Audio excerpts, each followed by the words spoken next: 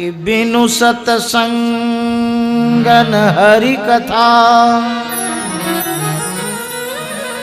तेहि बिन मोहन भाव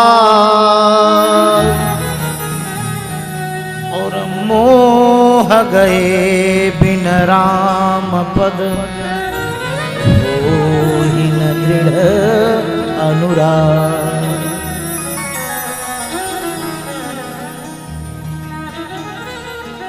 बिन सत्संग न हरि कथा।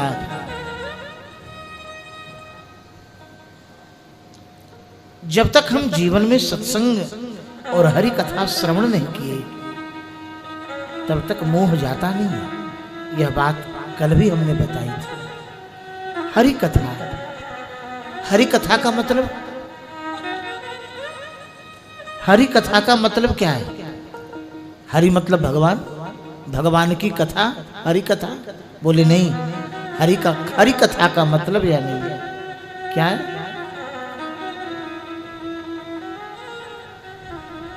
हरि कथा का मतलब भागवत की कथा।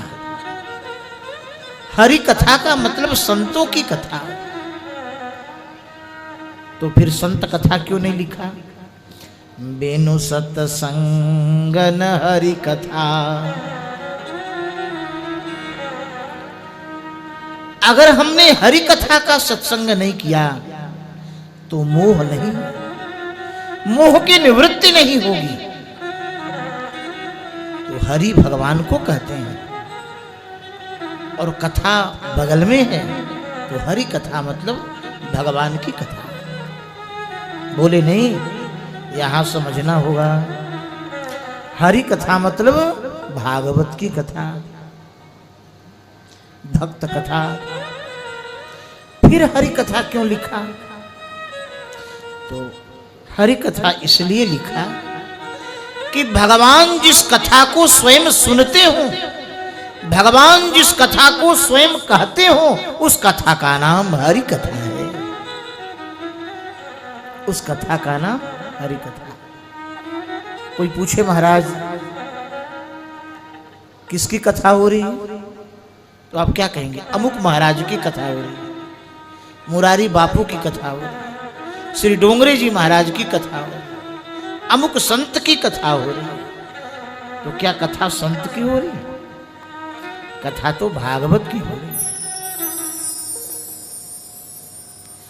पर कथा कहने वाला कोई भक्त है, इसीलिए वह कही जाने वाली कथा कहने वाले के नाम से जुड़ जाती है। कहने वाले के नाम से जुड़ जाती है। तो जो कह रहा है उसके नाम से कथा जुड़ गई। कौन कह रहा है? भगवान कह रहे हैं, भगवता प्रोक्तम भागवतम। भगवान ने यह कथा कही है, इसलिए यह कथा हरि कथा है। भगवान ने यह कथा सुनी है, इसीलिए इस कथा का नाम हरि कथा है। हरिणा या कथा श्रूयते कथ्यते सा कथा हरि कथा। भगवान के द्वारा जो कथा कही जाए, भगवान के द्वारा जो कथा सुनी जाए, उस कथा का नाम हरि कथा।